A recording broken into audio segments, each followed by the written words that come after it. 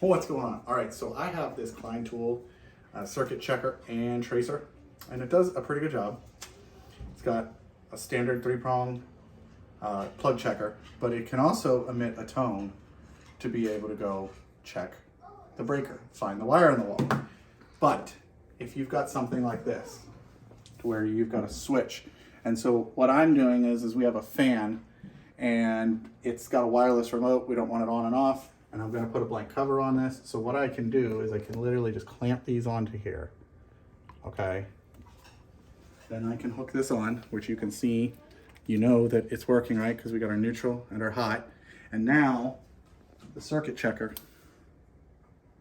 when you turn it on, right, is detecting it.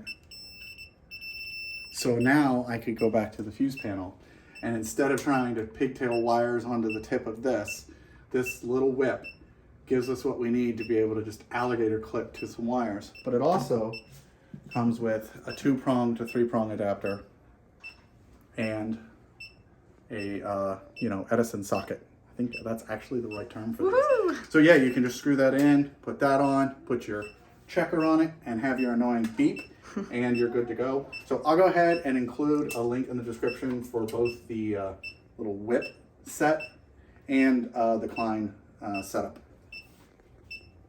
I wanted to turn off the annoying beep before I said goodbye, but yeah, I'm the JakeOfALL.